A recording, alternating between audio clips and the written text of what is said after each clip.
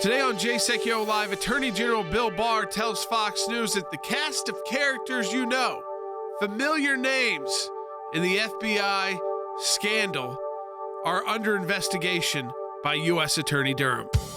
Live from Washington, D.C., Jay Sekulow Live. I've publicly made clear that this does not involve looking at President Obama or Vice President Biden. I think the people that we're looking at are not at that level, and I think... What names we would be familiar with? Some of them. Phone lines are open for your questions right now. Call 1-800-684-3110. As I've also said, this isn't being driven by producing a report. We are trying to get to a point where we can hold accountable anyone who crossed the line and committed a criminal violation. And now, your host, Jordan Sekulow. Welcome to Jay Sekulow Live. So we told you yesterday that there was more from that interview with Attorney General Barr, and more there was. Think about this for a moment.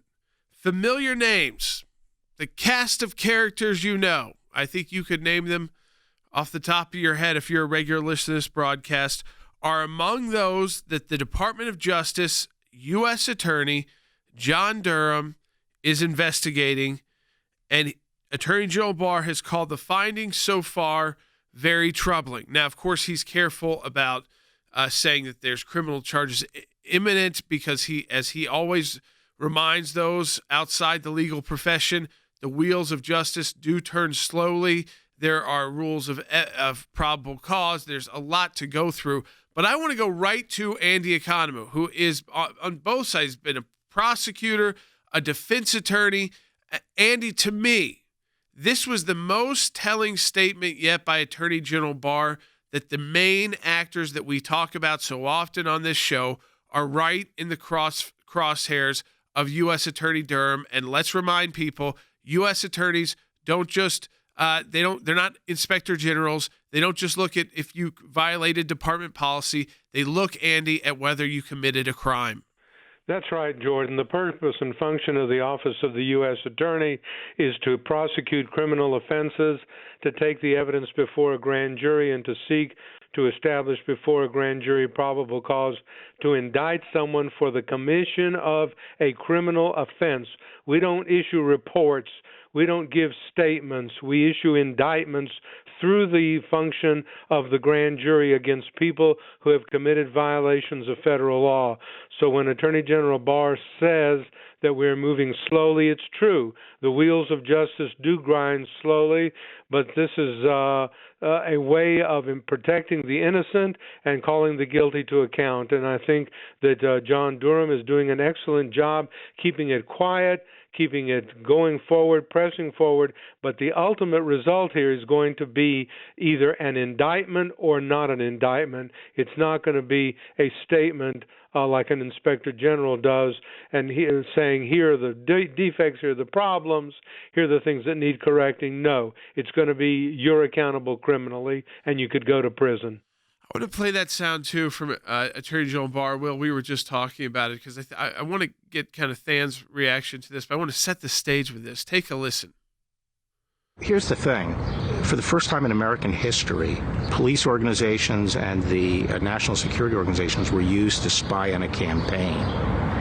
And there was no basis for it. And the media largely drove that. And all kinds of sensational claims were being made about the president that could have affected the election. And then later on in his administration, there were actions taken that really appear to be efforts to sabotage his campaign. And that has to be looked at. And if people want to say that I'm political because I am looking at those potential abuses of power, so be it. But that's the job of the Attorney General. Think about that, Than. Efforts by the previous administration to sabotage the campaign of Donald Trump. Strong words from Attorney General Barr. Remarkable words from the Attorney General, Jordan. He is correct. He would not be doing his job if he would not be looking at this. I was heartened that he's not looking to arrive at a report, Jordan. He specifically said he's looking to hold people accountable. You talked about names. We'll get to this later. I've got a few names. Folks, we're going to continue. We want to start taking your phone calls. 1-800-684-3110. Is this a bit more encouraging to you about U.S. Attorney Durham's investigation?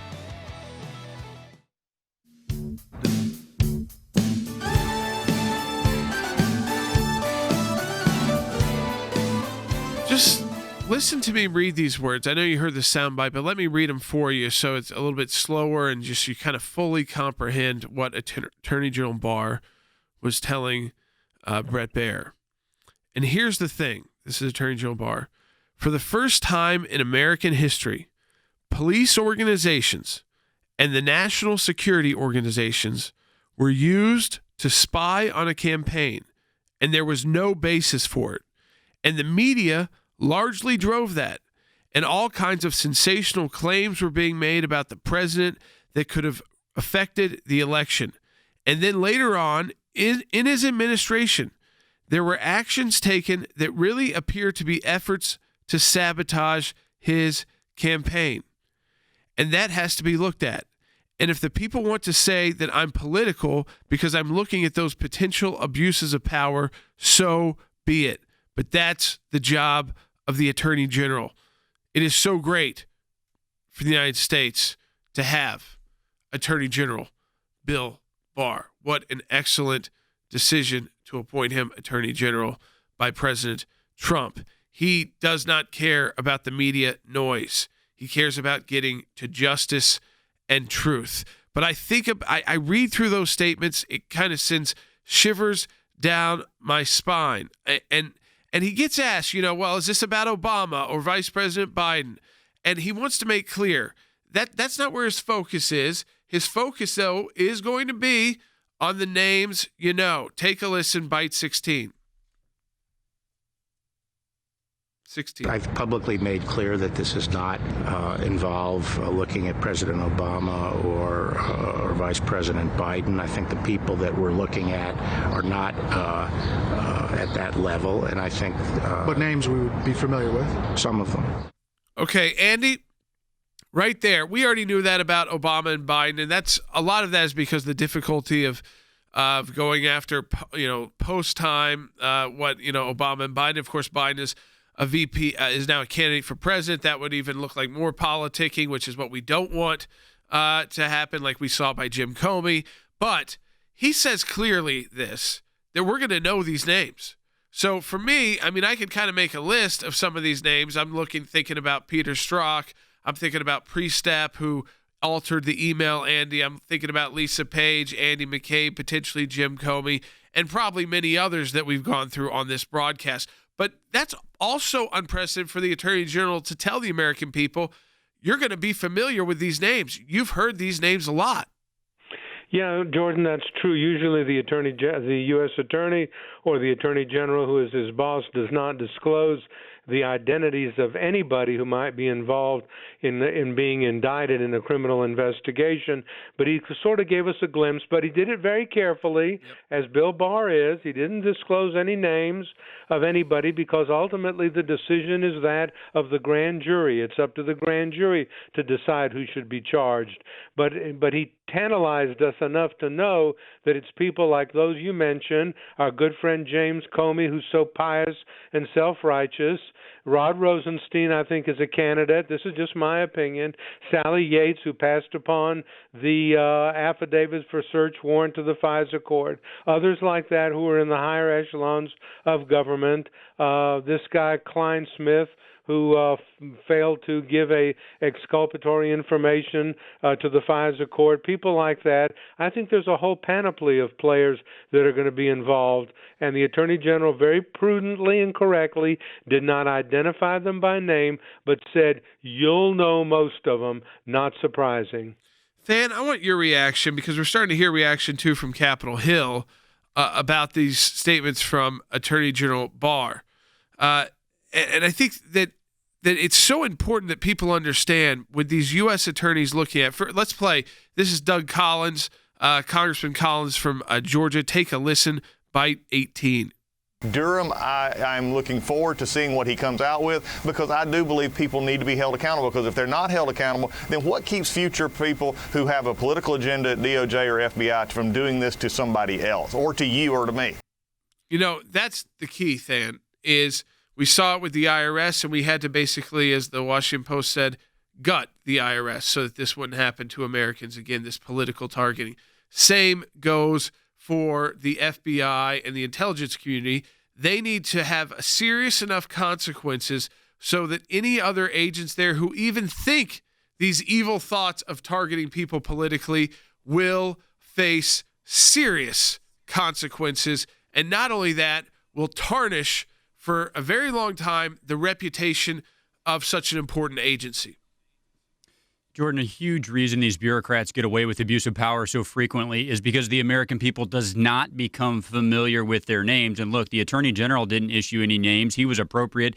Jordan, we have been one of the leading organizations in making sure that people were aware of the people who were involved and what they did. And Jordan, that putting a face with an action is why I think the Department of Justice is in a place where they actually can hold people accountable. I'll just say a couple of things quickly. I was so relieved to hear him specifically say, my aim is not driving toward a report. There may be a report, but my aim is to drive at holding people accountable. And you and Andy have mentioned a lot of names, and Jordan, I think you could go dozens and dozens deep, but I start with four names that I don't know how these individuals get away with it when you talk about direct evidence. It starts with James Comey, who bragged about intentionally leaking sensitive information for a political purpose and then bragged about abusing his power by sending a couple of agents around and skirting the White House counsel. I think about Peter Strzok, who put his political persuasion ahead of his sacred oath. I think about Andy McCabe, who carried out the instructions of Jim Comey as it was ordered. Remember, it was the insurance plan that was discussed in his office.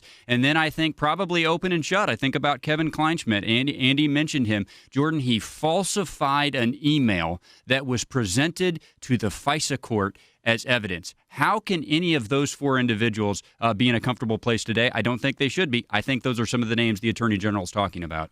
Folks, almost 10,000 of you are watching, 9,000 right now on Facebook alone, and thousands more on Periscope. Click share now. Bring more people into this conversation. It's not getting the kind of attention it deserves. There's so much going on in the world and in our country. I understand that.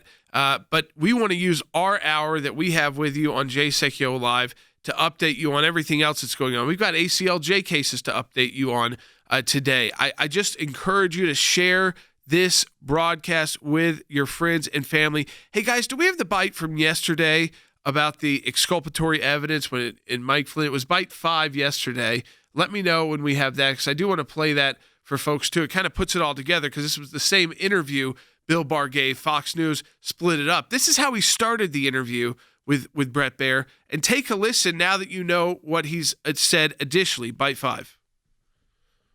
They seem to have ignored all the exculpatory evidence that was building up and continued pell-mell to push it forward. It's very hard to understand why they continued to push and even make public in testimony that they had an investigation going when it was becoming painfully obvious, or should have been obvious to anyone, that there was nothing there. Painfully obvious, or obvious to anyone, that there was nothing there. Andy, again, now when I put this in line with what he said about the fact that, you know, there's going to be names that people know that are part of who the U.S. Attorney Durham is investigating, that these are names people, especially people that listen and watch our broadcast know, and people who follow this closely, like on places like Fox News and One American News and conservative news outlets. But even some from the liberal world, these are names known, like Jim Comey. They're not so happy with him either. When you put those two together, what we heard yesterday from Bill Barr and now the full interview, what do you take away from it? Well, I take away from it that some people are going to be facing prison sentences because of their conduct, and that the Attorney General is determined to get to the bottom of this criminally, because that's what he does, criminal prosecutions and using grand jury indictments to call people to account. And it seems to me that we finally have an Attorney General with the guts to get a U.S. attorney with the experience to ferret out the criminal actions that have been taken and to call those accountable who should be. That what I take away from it is that the American justice system does work if you've got good people in there. Because as he said, for the first time in American history, police organizations, that's the FBI, and national security organizations, that's the CIA, were used to spy on a campaign. That is not acceptable. That is criminal conduct. They lied to courts. That is contempt of court at least, and probably perjury at worst. and people are going to be held accountable for those before a jury and a judge. I am pleased that we have got William Barr as the Attorney General. That's what I take away from this. Folks, I want to hear from you. I want to hear your thoughts on what Attorney General Barr has had to say, your comments, your questions for us. We got some phone lines open, some calls coming in now. Give us a call, 1-800-684-3110. I want to be able to explain this for you.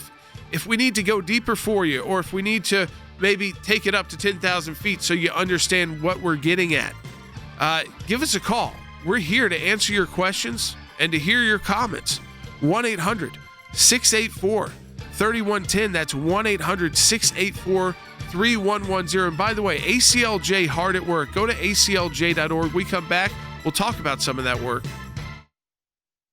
Thanks to your support of the ACLJ, we have had many victories. The IRS now formally apologizing to Tea Party groups. The IRS did the right thing by resolving the case with an injunction that mandated a complete change of the IRS nonprofit tax-exempt work as it relates to issue advocacy organization. If any group feels like they're being targeted, they can go to federal court and bring our case. That's a victory. It's one of the most significant wins in the ACLJ's history, to take on the IRS and win. For more than 27 years, the ACLJ has been fighting for freedom and liberty in the United States and around the globe. These are young people in their 20s and 30s that are doing this, are fighting for life at a whole new level to beat back the abortion juggernaut. We've got a whole group of young lawyers that are defending them. Those of us that believe in life know that we're on the right side of history. We understand full well children are children, and they're precious in God's sight, and they're precious in our nation's sight, and they're precious to parents. But I actually think we're winning. This is one of the social issues we're winning. The release of Andrew Brunson. He is the American evangelical from North Carolina, held in Turkey for more than 2 years. They're rushing us to the airport, and there was an Air Force plane that came from Germany that had been on standby. We're flying, and they finally left Turkish airspace. It's like, okay, now we're really out of Turkey and free again. We're grateful to ACLJ who put it out to these people, they were getting all this out. All of the people who prayed for us through ACLJ and through your contacts, I'm thankful, I'm grateful, and actually I'm astounded. We need your help as we continue this work here in the United States and around the world. Join us online at the American Center for Law and Justice at aclj.org.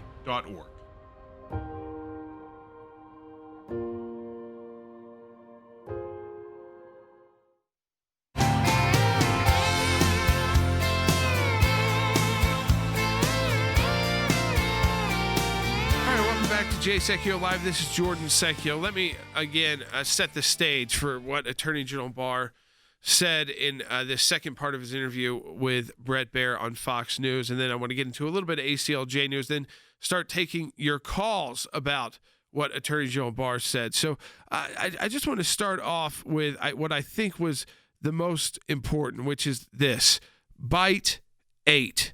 It is shocking to hear this from the U.S. Attorney General of the United States. Bite number 8. Here's the thing. For the first time in American history, police organizations and the national security organizations were used to spy on a campaign. And there was no basis for it. And the media largely drove that. And all kinds of sensational claims were being made about the president that could have affected the election. And then later on in his administration, there were actions taken that really appear to be efforts to sabotage his campaign. And that has to be looked at. And if people want to say that I'm political because I am looking at those potential abuses of power, so be it. But that's the job of the Attorney General. It's shocking. I want to go to Andy and Than one more time on this, then we're going to start taking calls, and I want to do some of the ACLJ news too, because ACLJ has been hard at work. There's been a lot of other issues to cover in our 1 hour broadcast affecting the nation, but I do want to get back to some of the work we're doing at the ACLJ, which there's plenty of it. Courts continue, and if you follow us at aclj.org on our website, you will know that work continues. If you're on our email list, you know our work continues. If you follow us on social media, you know our work continues. But we try to use this hour for the most important issues, but we do want to give an ACLJ update.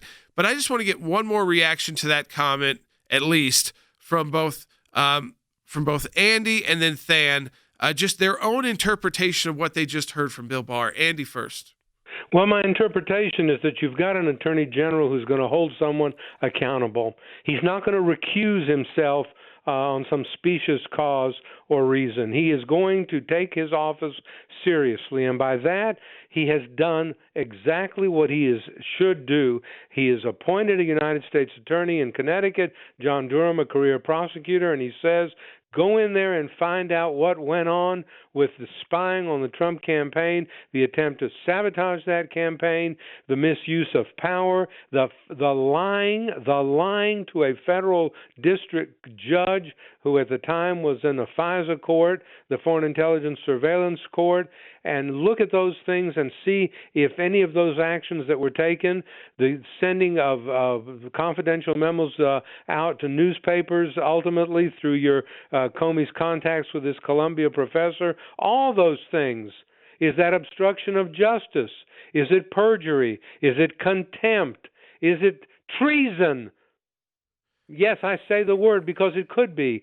Tell us what those events might constitute in a criminal context, and do it in the proper fashion, and that is privately through the use of the secrecy of the grand jury and subpoenas. You haven't heard Durham give press conferences. You haven't heard Durham make statements because he's doing it the way a U.S. attorney does, quietly, methodically, and in the secrecy of the grand jury as the federal rules of criminal procedure require. I'm proud of him. I'm glad he's doing it. It makes me feel that we are vindicating our judicial system.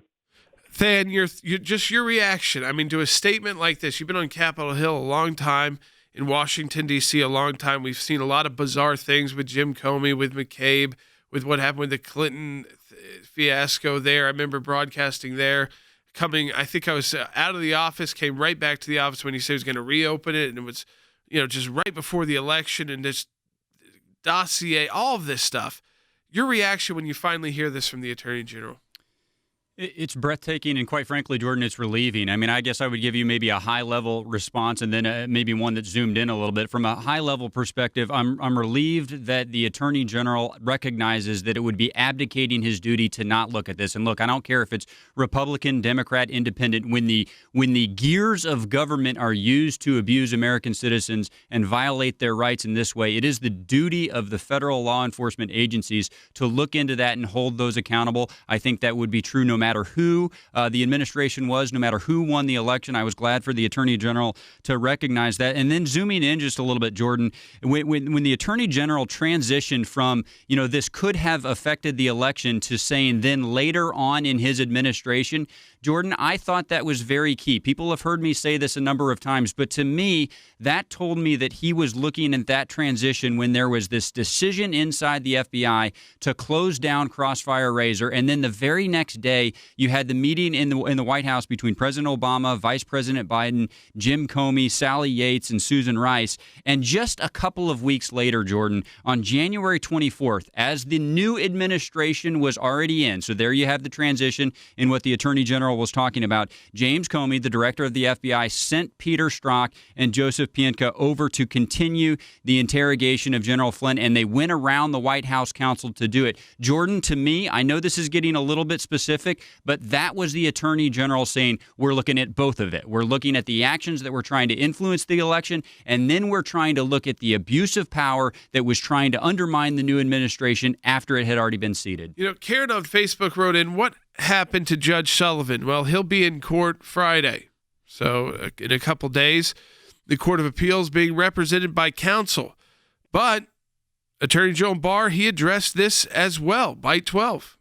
You mentioned the Flynn case. You're in the process of trying to dismiss that charge, the charges, yet the Judge Sullivan, continues on and has now a shadow prosecutor making a case that it should continue. The argument is that it's always been understood that decisions whether to pursue an individual through the prosecution process or holding them criminally accountable is vested in the executive branch and not the courts. And he is essentially, in our view, trying to set himself up as an alternative prosecutor. An alternative prosecutor. I'll get one more reaction from Andy, and then we'll start taking phone calls. Andy, this idea that he wants to be an alternative prosecutor. Well, that's exactly what he wants. He wants to be. He wants to be the U.S. attorney.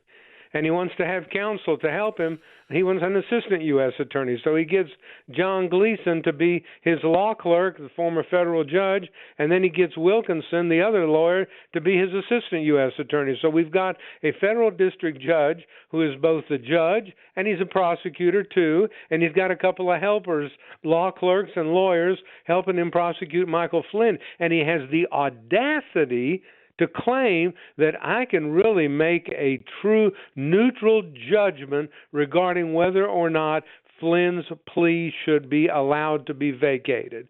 That is nonsense. You have taken the position of U.S. attorney. You're a district judge. Which do you want to be? Which you can't be both. But he wants to be both, and I am really curious to see how the D.C. Circuit is going to unravel this Gordian knot. That trial case begins on Friday. We'll be covering that. Let me remind you, too, just one of the ACLJ issues we're working on. The ACLJ filed an amicus brief last week defending conscience rights of healthcare workers. It's up at aclj.org. We filed a brief with the Court of Appeals for the Second Circuit defending the Department of Health and Human Services new rule, quote, protecting statutory conscience rights in healthcare. We've previously filed formal legal comments in support of the new rule. The date for the oral argument has not been set, but we will be filing briefs and following that closely as well. And we've got more ACLJ news to report as well when we come back. And we're going to take your phone calls, 1-800-684-3110. Harry Hutchinson's also going to be joining us. 1-800-684-3110. If you're watching on Facebook and Periscope, share it. Thanks to your support of the ACLJ, we have had many victories. The IRS now formally apologizing to Tea Party groups. If any group feels like they're being targeted, they can go to federal court and bring our case. That's a victory. It's one of the most significant wins in the ACLJ's history, to take on the IRS and win. For more than 27 years, the ACLJ has been fighting for freedom and liberty in the United States and around the globe. These are young people in their 20s and 30s that are doing this. They're fighting for life at a whole new level to beat back the abortion juggernaut. But I actually think we're winning. This is one of the social issues we're winning. The release of Andrew Brunson. We're flying and they finally left Turkish airspace. It's like, okay, we're really out of Turkey and free again. We need your help as we continue this work here in the United States and around the world. Join us online at the American Center for Law and Justice at aclj.org. Live from Washington, D.C., Jay Sekulow Live. And now, your host, Jordan Sekulow. All right, we're going to get right back to the news with Attorney General Barr, the Durham investigation, but I have to update you on some ACLJ work. Of course, that's the base of what we do at the American Center for Law and Justice. I briefly mentioned before we went to the break, so the ACLJ has filed an amicus brief last week defending conscience rights of healthcare workers. The ACLJ filed that brief with the Court of Appeals for the Second Circuit. Here I am. This is the brief. I'm holding it in my hands. For those of you watching on Facebook and Periscope, you can see it online at aclj.org. Significant brief there filed. What is this about? It is defending the Department of Health and Human Services, so a great move by the Trump administration. New rule, quote, protecting the statutory conscience rights in healthcare for healthcare workers and medical workers. We've previously filed formal legal comments in support of the new rule. Now it's being challenged in court. There's not yet a date for the oral argument, but the briefing has been filed. We'll be following it closely. Now, here's the action item. Here's what you can do. We have a petition up online to stop forcing doctors and nurses to perform abortions. And here's the goal here. If this case were to make it, and cases like this often do, to the U.S. Supreme Court, right now we have 175,000 people on that petition at aclj.org. Again, it's stop forcing doctors and nurses to perform abortions. You'll find it right on the homepage at aclj.org. Maybe we can put the link in the Facebook chat and the Periscope chat. Here's our goal. We want to make sure we have at least over 200,000 people signed on to that petition if this case does, in fact, make its way to the Supreme Court. So let's make sure. I know there's 25,000 or more of you out there who can sign on to this petition and haven't done so already. So let me give you an action item today. Prepare for battle. Help us prepare for battle. We need at least 25,000 more people on that petition. It's already a huge petition, but we want to prepare if this goes to the Supreme Court to protect the conscience rights of medical professionals. We've done some great videos about this, about the horrendousness of nurses being forced to perform abortions, even though they've signed documents saying, I object under my conscience rights to performing these, and they're absolutely lied to.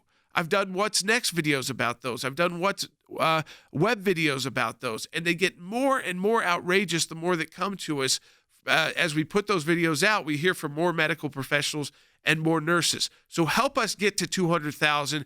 Stand with us in this fight for our medical professionals and conscience rights. Conscience rights are very important for people of faith, and they're very important to protect. And finally, the Trump administration, Than, put teeth to conscience rights. They weren't just a rule and a law that was out there. They now have teeth, and they're worth defending in court. They're worth asserting, and we can get to 200,000. That would send a big message to the Supreme Court if this case gets that far. It's already, as I said, made its way. Here's our brief to the Second Circuit Court of Appeals right here. And let me just say a word, Jordan, about how important it really is for people to stand with this. This is an issue, as you know, that we've been working on for decades. I mean, one of the key amendments here, one of the key statutes, it's called the Church Amendment. It's been on the book for decades. But, Jordan, this administration, when they came in, they were the first administration that's been willing to put these enforcement tools behind the statutory language. It was a very controversial rule when they put it up, even though it shouldn't have been because it tracked with the statute. Jordan, we called on ACLJ members to file comments in support of that rule.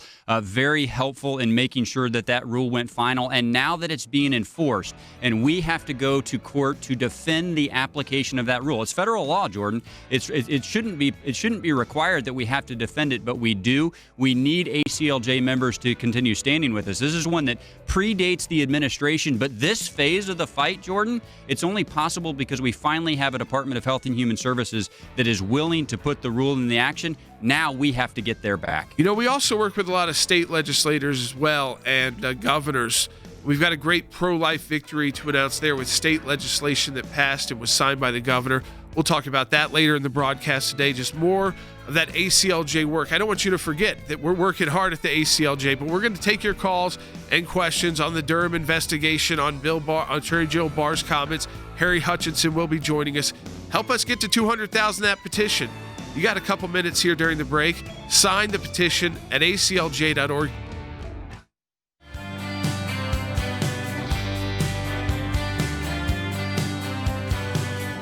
Welcome back to Jay Sekulow Live. This is Jordan Sekulow. Let me encourage you. You got time today. It only takes less than a minute.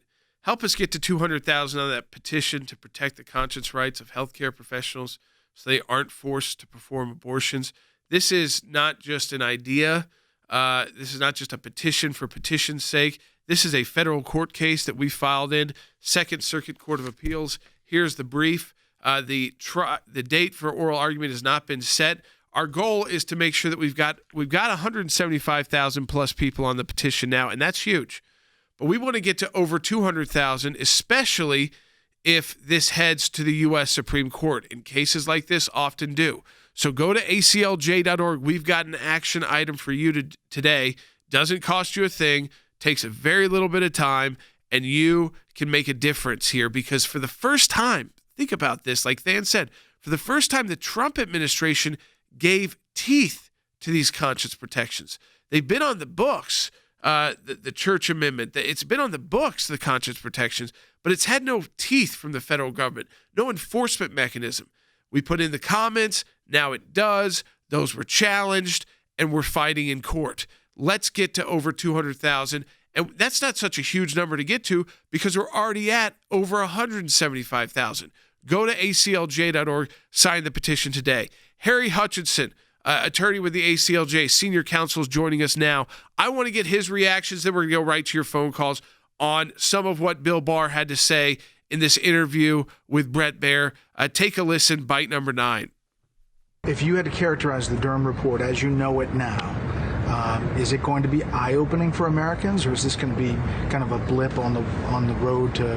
I'm very troubled by what has been called to my attention so far, but I'm not going to characterize it beyond that. Now, Harry, I get that he's not going to get into the details, but the fact, Harry, that he said he is very troubled by what he has seen so far, to me, what he's talking about is seeing a U.S. attorney's criminal investigation. And if he's very troubled by what he's seen so far, he's talking about potential criminal acts. That's how I interpret it, Harry. I think your analysis is spot on. Jordan, every single FISA warrant application against Carter Page as part of the Crossfire Hurricane investigation contained a parade of errors which defy any attempt to call this misconduct an innocent mistake. Anyone who makes such a claim, in my view, is simply a simpleton. Second, I hope that many of the actors who participated in this sham called Crossfire Hurricane are spending lots of time with two people, their lawyer and their tailor, who is prepared to make custom-made prison clothing so they can be stylish in prison. Let's start taking some phone calls. People have been holding on. I appreciate that. We've had a lot to get to. We've got a little bit more to get to, too, on the ACLJ. We'll do that in the next segment. I want to take more calls. Let's go to Mike in Illinois. Mike, welcome to Jay Sekulow Live. Thanks for holding on. You're on the air. Hey, good morning, guys. Appreciate you fighting for justice and freedom in America here. Hey, the question I've got is the Senate is held by the Republicans, and obviously we're seeing the truth come out.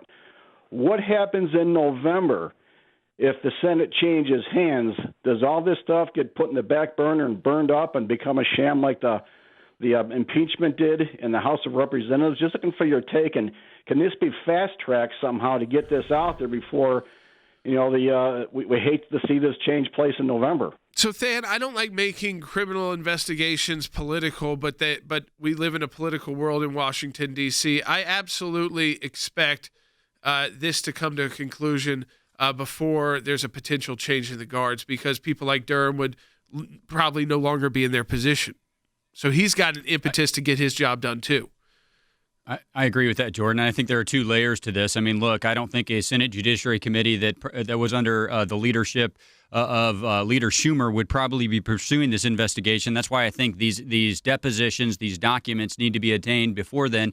The second layer, though, Jordan, goes to why I was so heartened to see the Attorney General make comments about how when this kind of political abuse happens, it's the duty of the Department of Justice to pursue it. Now, I'm not so naive to think that if the Department of Justice changed hands, that investigation would continue. But, Jordan, I think it's important for us to say it would be the duty of the Department of Justice, no matter who the new president or the new Attorney General was, to pursue evidence that the Senate Judiciary Committee uncovers. But, Jordan, I mean, look, let's be real. There are political realities, and personnel affect policy. So if you want to see the investigation continue, you probably need to trust the people who are pursuing it currently. Let's go back to the phones. Nancy in Massachusetts on line 2. Nancy, welcome to Jay Sekulow Live. You're on the air. Thanks for taking my call. Thanks again for all you do. I just wanted to comment. I've never called in before, but I was very encouraged by Attorney General Barr's interviews, and not having a law degree, I'm just so dependent on the communication that comes from you guys or from interviews like that, because like the whole rest of the country, we're all wondering, is there really going to be justice for these people that perpetrated these crimes? And I just wanted to ask a question about the Senate hearings with Rod Rosenstein in relation to all of this. I watched a bit of it, and I have to say I agree with Senator Josh Hawley. I don't know if you have the clip, but I thought his line of questioning was so profound, and he basically said, I'm pretty sure that this committee... a number of times, and he was excellent in that hearing. We've praised Senator Hawley. He's a great U.S. senator. He's a bulldog, if you will, in those questions. But go ahead, Nancy. Well, just a question for you guys. Do you think that they're going to work a deal with Rod Rosenstein the way Senator Hawley implied, that they're going to find a way to find him not complicit in all of this? You know, Harry, I think that there's all different kinds of complicitness. I mean, there is complicitness like you violated department policy, and then there's criminal wrongdoing. We don't yet know. From what Rod Rosenstein said yet, now he's been accused of perjury by Andrew McCabe, Harry. But for the bigger picture, I think Nancy wants to know is she kind of has this hope that we're actually going to see justice here. Do you feel more and more confident that we will when you hear these kind of statements from Bill Barr? I know it's still early, and I know he's still very careful in his words, and criminal prosecutions don't just come about out of nowhere. Well, I think the questions are spot on. I think it's very, very important to note first and foremost that Rod Rosenstein may or may not have been an instigator. That's number one. Number two, we do have evidence, possibly direct evidence, of misconduct by actors such as Pienka, Peter Strzok, and other individuals, and malfeasance, I would argue, by Andrew McCabe and James Comey. So I think before Rod Rosenstein faces a criminal inquiry, more likely than not, some of those actors will face the music. And so I think the American people is wondering, when will criminal charges be forthcoming? And number two, they are also wondering, why didn't the Justice Department under former Attorney General Sessions and Rod Rosenstein, why didn't they press the Justice Department to uncover criminal misconduct previously? Misconduct that includes an improperly predicated spying campaign against a candidate for the United States. So I think there are many, many questions. And lastly, I would point out one question is, who was the original authority for the FBI's attempt to sabotage both the Trump campaign and the Trump presidency? That occurred, I would argue, well before President Trump took office. This is a good one for you, Harry. Take you back to your law professor days. Mark in Texas on line 3. Mark, welcome to Jay Sekulow Live. Thanks. I support you all financially, and I just thank you so much. That if Barr brings charges before the grand jury, who makes up the grand jury, and can it be Democratic heavy? So, Harry, I mean, typically a grand jury is comes from a cross section of people from a community or district and division of where this kind of the wrongdoing emanated from. But just to explain, because people probably are worried, like, hey, if this is all in Washington, D.C., and D.C. is primarily Democrat, how much tougher does that make it to get any indictments out of that grand jury? So are there ways to prevent that, Harry, when the judge helps go through that 23-person selection process? I think so. I think it's important to note that the caller's question raises some of my concerns, but essentially the judge can attempt to ensure that the grand jury is made up of impartial individuals. And secondly, the Justice Department can consider seating the grand jury outside of Washington, D.C. And I think Than brings up a good point. Listen, if you're a Hillary Clinton supporter from Washington, D.C., you have no love lost for Jim Comey and these guys who she blamed for her election loss. Believe that or not, but he certainly interfered with her election too. He interfered on both sides. So it's a good point, Than. We come back, we'll take your calls, 1-800-684-3110. Another ACLJ victory to report and your calls. We'll be right back. Thanks to your support of the ACLJ, we have had many victories. The IRS now formally apologizing to Tea Party groups. The IRS did the right thing by resolving the case with an injunction that mandated a complete change of the IRS nonprofit tax-exempt work as it relates to issue advocacy organization. If any group feels like they're being targeted, they can go to federal court and bring our case. That's a victory. It's one of the most significant wins in the ACLJ's history, to take on the IRS and win. For more than 27 years, the ACLJ has been fighting for freedom and liberty in the United States and around the globe. These are young people in their 20s and 30s that are doing this, are fighting for life at a whole new level to beat back the abortion juggernaut. We've got a whole group of young lawyers that are defending them. Those of us that believe in life know that we're on the right side of history. We understand full well children are children, and they're precious in God's sight, and they're precious in our nation's sight, and they're precious to parents. But I actually think we're winning this. This is one of the social issues we're winning. The release of Andrew Brunson. He is the American evangelical from North Carolina, held in Turkey for more than 2 years. They're rushing us to the airport, and there was an Air Force plane that came from Germany that had been on standby. We're flying, and they finally left Turkish airspace. It's like, okay, now we're really out of Turkey and free again.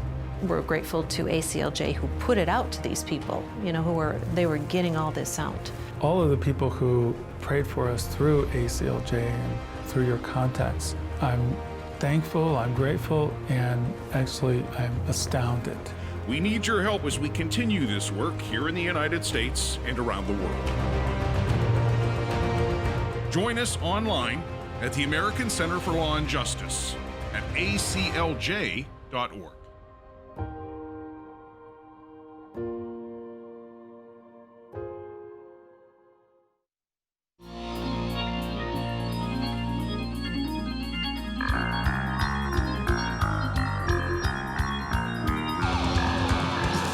Gotta say this too. Today, and usually you'd be on the air and we'd be playing an embarrassing happy birthday song. He's not on the air today, but let me tell you, just because he's not on the air does not mean he's not working. In fact, he's probably talking to some of the more powerful people in the world, if you get my drift. But it is my dad's birthday, so happy birthday, Dad. And if you want to express kind of, happy birthday, I'm sure you can do it through social media, his Facebook page, Twitter, places like that. It's also my parents' anniversary. Yes, they got married on my dad's birthday. So happy anniversary to my mom and dad, and happy birthday, Dad. And I just want you to know, while it may seem like, he's taking a day off for his birthday, and that seems nice, he's not. He's working hard. He's texting us while we're on the air. He's providing info. He's just not able to be on the broadcast today. But right before I go back to the calls, we're going to go to this law out of Oklahoma that Ben Cisney and Walter Weber really helped the Oklahoma legislature with State Senator David Bullard and the governor, Kevin Stitt, who ultimately signed this into law. It will be challenged, but it was a great victory. I will get to that in just a minute. Let me encourage you. I just want to take another call on Judge Sullivan, because we've got Harry with us. Mary Ellen's calling from Illinois. Judge Sullivan will be in court on Friday, so in a couple days. Mary Ellen, welcome to Jay Sekulow Live. Oh, welcome, and happy anniversary and birthday to your dad. Question. Is this not Judge Sullivan trying to set up like you were talking earlier about an alternative prosecutor, but like a whole different or an additional justice system that doesn't really exist? Well, I want to play the sound from Bill Barr. He discussed exactly what you kind of keyed in on, Mary Ellen, about Judge Sullivan trying to become the prosecutor. Take a listen. You mentioned the Flynn case. You're in the process of trying to dismiss that charge, the charges, yet the Judge Sullivan, continues on and has now a shadow prosecutor making a case that it should continue. The argument is that it's always been understood that decisions whether to pursue an individual through the prosecution process or holding them criminally accountable is vested in the executive branch and not the courts. And he is essentially, in our view, trying to set himself up as an alternative prosecutor. So, again, I want Harry Hutchinson to answer this question and kind of respond to what Bill Barr said, because this case, Harry, it'll be Friday in the Court of Appeals in D.C. As Mary Ellen said, it's like the judge is trying to create or operate with some new system of justice, doing away with the normal scope of our actual justice system. I think you're absolutely right. So Judge Sullivan is attempting to act as judge, prosecutor, and the chairperson of the jury. He is an Article III judge. He is not a prosecutor. He is not part of the prosecutor's office. Essentially, what he is doing is that he is engaging in a backdoor effort to create a special prosecutor. And given Judge Sullivan's obvious bias, I am surprised in a way that he has not brought in Robert Mueller or Andrew Weissman, or for that matter, James Comey as his special investigator. I think his bias is apparent. This judge needs to be told by the D.C. Court of Appeals to simply drop the charges against General Flynn. Harry Hutchinson, thank you for joining us, adding more of your legal insight and expertise to these questions. People have a lot of questions about this, and I hope through these broadcasts we're answering those questions. Let me shift gears a little bit in the final part of the show today, because the ACLJ has been hard at work. We talked about the court case at the Second Circuit Court of Appeals. Here's the brief we filed. You can check it out at aclj.org, protecting the rights of conscience for medical professionals. Than talked about how finally these conscience protections at the federal level have teeth because of the Trump administration. Thank the Trump administration. We're able to actually go to court, and the law has teeth. So we've got about 175,000 people on that petition. We want to get it to 200,000 because this is the kind of case that could, it's not definite, but could get all the way to the U.S. Supreme Court, because you never know how the Second Circuit is going to come down. So go to aclj.org. You've got the time. It takes a minute or less to sign the petition at aclj.org, standing for the conscience rights of those healthcare professionals so they are not forced to perform abortions. And remember, federal law is not only on their side, the federal law has teeth. Now, let me update you on something else. This is a big deal. And Than, this is always big. When we're able to work with state legislators and state legislatures and governors, we were working, and it was Ben Cisney and Walter Weber, senior legal members of the ACLJ. Walter, one of our most senior attorneys, working with Ben Cisney out of our Washington, D.C. office. Oklahoma has passed a bill that allows lawsuits against coercive abortionists. We have it up at aclj.org. What does this mean? The Oklahoma Senate, we helped draft this with members of the state Senate there in the legislature, with State Senator David Bullard leading the charge, Governor Stilt signing this into law. The Oklahoma Senate voted 37-9, Than, and the State House voted 76-18 in favor of Senate Bill 1728, the Unborn Person Wrongful Death Act, which allows for parents and grandparents to file lawsuits against abortionists who perform fraudulent or coerced abortions and seeks damages for mental pain and anguish, as well as monetary damages as a result of the wrongful death. This, again, the bill defines circumstances under which a wrongful death suit may be filed, including if a doctor performs an abortion on a minor without parental consent. We were acknowledged by the floor leader there, the House Majority Floor Leader, John Echols, who said, without the support, listen to this, with his quote, he said this on the floor of Missouri State House, Oklahoma State House, quote, without the support of the ACLJ, this bill would not have become law. Their team, led by Ben Cisney, Walter Weber, worked diligently with both myself and other legislators to make sure we were able to pass this law to protect Oklahoma's unborn. Than, it's just another example of the kind of work we do, not just at the federal level, but at the state level, implementing the same kind of policies, the same kind of work we do, working with legislators, you mostly with federal, but some of our team at the state level to put in place good pro-life laws. And then, as we know, the legal battle will come. We're ready to defend them. Jordan, so much of our most impactful work on this issue really does occur at the state level, and this bill is particularly important because we know as a matter of fact, Jordan, that Planned Parenthood and others in the abortion industry have a business model that assures anybody that walks through those doors pregnant, the vast majority get an abortion. More than 330,000 abortions a year, Jordan, only about 5,000 carry to term. That is a business model that is rooted in coercive actions. This bill would allow for recourse for the family family. It's very important.